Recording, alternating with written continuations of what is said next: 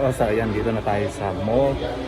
Tingin-tingin tayo kung anong meron. Hopefully we could find something profitable today or restock. First up, let's see. Ito sa may Foot Locker. Meron ba sila? Walang masyadong marami dito sa Foot Locker. Ito lang, medyo may nag-iisang Jordan 1 mid na parang hyper reliable. So Jimmy Just naman tayo. So yun. Meron silang parang ink tint, something like that. Ayan. So pero ito $99.99. Mura na yan. Pwede. Right. So dito sa may grade school, ayun Jordan 1 na reflective heat reflective. So yan. Meron na tayong nakuha nito last time. Yun tignan mo. Nakuha niya. So ito. Meron tayong makukuha ngayon. Medyo maliit nga lang pero hell, isa lang pwede nating makuha kasi Jimmy Jazz. Punta na tayo ng JD Sports. Ito Air Force 1 Shadow, Jordan 1 na lows. Pass tayo dito. And what's this? Corduroy. And we're in grade school. Look at this one. I mean grade school kids. And well, if it's size 3 it should be good. Ito dito sa grade school. Ayan. That is nice. And how about this one? Pollen Jordan 1 mid. And some 13s. Well, how about you think on this SB sitting here? Oh, astig naman ito. Ano to? Uy, Stephen Curry?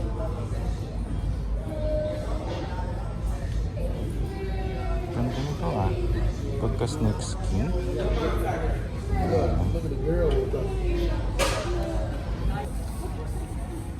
One pair of this one Jordan 1 mid chili red, since I already have some points so I could redeem the $20, so minus the retail minus the points, so that should be good for this one. Quick unboxing. I'm gonna share you the stuff that I bought online from Nike.com and also on Foot Locker, since these are just a restock and without and so excited ako dito sa sang shoes na to, lalo na sa mga pang-girls. So let's do this. Alright, so I bought a lot of pairs of this one sa Foot Lockers, mainly grade school and some of you men's sizes. We have the Jordan 1 mid, white racer blue, and boom. Ayun diba? Okay, so sa tingin nyo ba, magkakamali ka bang mag-invest? So do you think you're gonna have a mistake investing into this kind of particular colorway, even though you said it is a Jordan 1 mid? Maybe not, maybe so, and let's see. That's why I invested on this particular colorway, because it's just like a somewhat kind of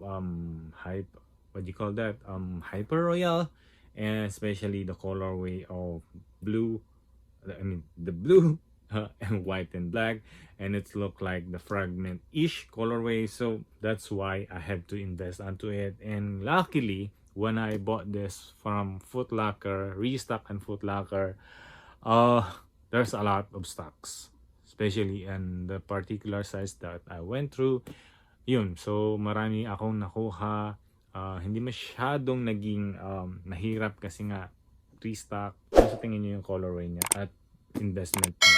Mag-invest pa kayo dito. Okay, so this one, Restock again on Nike.com. It sits for more than 24 hours. I saw it in StockX. Yung price niya is medyo naglalaro kasi hindi siya nag-stable. So sabi ko, women's size to, women's size, tapos Air Force 1, susugal ako, sabi ko. So yun, ang dami kong kinuha na to. So yan, tingnan natin. So very yung niya. So, tingnan mo pa lang yung niya. may yung packaging niya. So yan. So yun. Okay, parang simpleng Air Force One lang, di ba? Pero dito sa may ano niya, makikita mo yung may another attached thing down here. Pero ang nakalagay dito is Air Force One UV. Yan. Tapos dito niya is changing color. Kaya parang ang simpleng kulay lang na white, tapos yung icy sole. Yun lang. Pero kapag naarawan, man, ang ganda. Okay, sana na panlalaki eh. Pero hey, hindi na yata bagay sa akin. But anyway, ayun ang ano natin dito sa Air Force One. Simple lang tignan, pero kapag naarawan, whoo! Ano sa tingin niyo guys? Bigla na lang naubos yung size 12. Hindi ko akalain na maubos agad yung size 12. But got lucky that I also pick up some size 11, maybe 1 or 2 pairs, and then smaller sizes all the way to size 4.5, I think. So that's it. And let's see the sales. Hopefully will go through.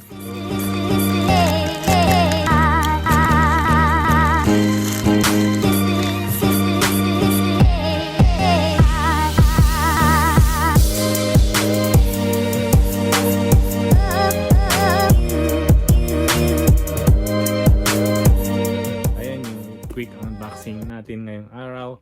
Hopefully nagustuhan nyo. So pag nagustuhan nyo pa, pwede kayong mag-like at leave a comment. That's it. Thank you again for watching. I'll see you in the next one. Peace. Bye bye.